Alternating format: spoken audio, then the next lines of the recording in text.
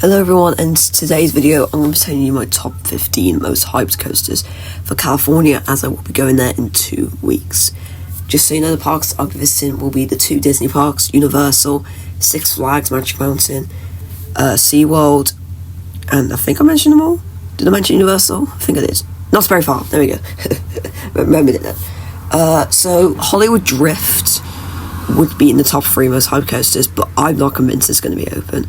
I might just hit a soft opening, but I'm not convinced. Anyways, my 15th most hype coaster for California is Full Throttle. This is my first proper Premier Rides coaster. I've done Revenge of the Mummy at Florida, but this is like my first big scale premiere. It looks pretty fun. It looks like it has a good drop, an amazing hang time on that vertical loop. The restraints also look pretty nice, and the launch looks pretty punchy. And number 14 is Goliath at Six Flags Magic Mountain. This ride will be my new tallest and fastest coaster, and I'm not saying I'm going to prefer it to Full Throttle.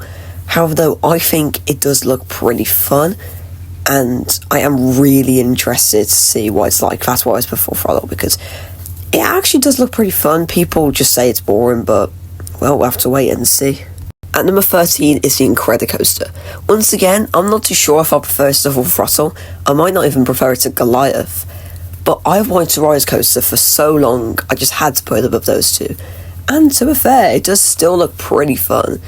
It's one of the longest coasters in the world, so that will be a huge positive. And it does look like it has a few airtime moments, so awesome.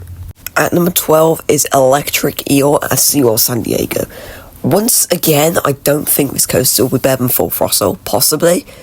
I mean, it might be. However, this is a Premier Ride Skyride 2 without the comfort collars, which has boosted it up a lot, because for the last few years it's had those comfort collars, but I'm pretty sure they took it off recently. And the hang time looks just awesome. And number 11 is Batman the Ride back at Six Flags Magic Mountain. This looks like Nemesis Inferno, but with an extra loop. That's how I want to describe it. And it also looks more whippy and intense. So that's good, because this year I really enjoy Nemesis Inferno. So if this is better than Nemesis Inferno, that would be really nice. Because it does look really intense, and I have been wanting to go on a Batman clone for a while. At number 10 is the Riddler's Revenge at Six Flags Magic Mountain. This will be my first old Gem B&M Slam coaster. I have been on Pipeline at SeaWorld, but this actually looks better because it looks more intense. And apparently the seats move, so like you can jump on the inversions, because like the way the position has to be held. So that looks really cool, and I feel like this ride I might actually enjoy. So at number 9 is Silver Bullet at Knott's Berry Farm. This will be my 5th B&M invert, and it looks really fun. I feel like I will like this ride more than other people do, because I love Osiris, which isn't the whippiest of inverts. Even if people do say it's one of the best, it's not one of the whippiest. And Silver Bullet doesn't look like one of the whippiest either. So I feel like I don't think I prefer it to Nemesis.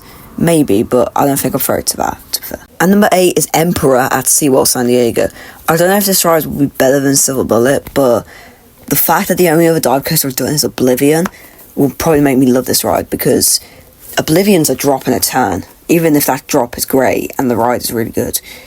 Emperor is longer, and that just looks really nice, because the dive coaster that is close to me, and the only one I've done, is really short, so. And number 7 is Hang Time at Knott's Berry Farm. This is one I want to particularly ride at night. This looks like a great night ride with all the lights on the track. That looks good. This will be my second Gerstlauer Infinity coaster. I don't know if I prefer Smiler, because Smiler's been quite rough recently, but Smiler is still really good, so I don't know, this is actually a dive coaster. Knott's Berry Farm call it a dive coaster, and it does look really, really fun. And number 6 is Tatsu at Six Flags Magic Mountain. I'm pretty sure they play that in the station. They extend the name. Anyway, this ride looks great. It looks really smooth, and I'm finally going to be able to experience the pretzel loop. The pretzel loop looks genuinely, demonically, stupidly awesome. And I cannot wait for that, because the only other flying coaster I've done is Galactica, and that's a bit tame at points, to be honest, so I'm really excited for this one. And number 5 is Accelerator at Knott's Berry Farm, and I just know I'm going to love this ride. I've literally done Stealth for Thor Park. I prefer lap bars, and this has lap bars, and this one has 2 fun-looking hour banks, And this one goes 82 miles per hour, but has the same height. So it goes 2 miles per hour faster than Stealth, but it's still the same height. So I just know that this is basically going to be a ride that I'm guaranteed to love, I feel. And I also want to get a night ride on this, which looks awesome. And number 4 is Wonder Woman Flight of Courage at Six Flags again. But this will be my first RMC, depending on the time I ride it could be. But no matter what, it'll be my first RMC single rail. The pacing on this ride looks ridiculous, and if you can pick your row, I'm going to the back. Can someone please clarify if they do a science scene at Six Flags, because I'm not too sure. Anyways, this ride looks really good. As I said, the pacing looks ridiculous. It does have those vests, but I'm so excited. And number 3 is Ghost Rider at Knott's Berry Farm. Oh my god, this ride looks amazing. I just feel like I'm just going to love this ride. It looks demonic. I feel like it's going to be my new favourite wooden coaster. It's got to be, to be fair. It looks awesome. And this might be my number 1 in the state, depending on how much airtime the ride actually has. And if I get the back, because that'll be the row I'm choosing, if you can choose. But it just looks insane, to be honest. And number 2 is Twisted Colossus at Six Flags Magic Mountain.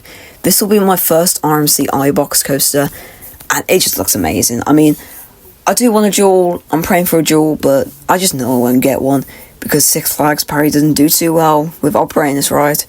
But it still looks really fun anyway. I mean, it looks like I has a bunch of airtime, and the fact you do still go around twice is pretty awesome. But as awesome as it is, it's not the most hyped coaster. Number 1 has to be X2. Oh my god, this ride looks insane. I mean, the only words I can put it into, I can't believe I'm going on this. I mean, apparently I've heard it's quite rough, but it looks just awesome. Someone tell me what this ride is, because I don't even know how to talk about it, because it looks insane. I'm definitely going here first whenever I get to Six Flags, which a vlog should be coming in around 10 days. So yeah, those are my top 15, there we go, that's the number, first hyped coasters in California. And tell me if you've actually been, what are your favourite coasters? And as I said, oh yeah, I also forgot to mention actually, I'm also going to Belmont Park and the Pacific Pier, so that's cool. So I'll see you in the next video, and goodbye. This is a last minute edit into the video, but I've been checking the apps for Six Flags and Knott's Berry Farm, and X2 nor Accelerator have opened in like a week. So I hope they reopen. I think X2 is more likely, because I think like a genuine major part on Accelerator's burst. I know that for a fact. Not sure on X2, but we can only hope. So I'll see you in the next video, which will be a Six Flags vlog. And now, goodbye.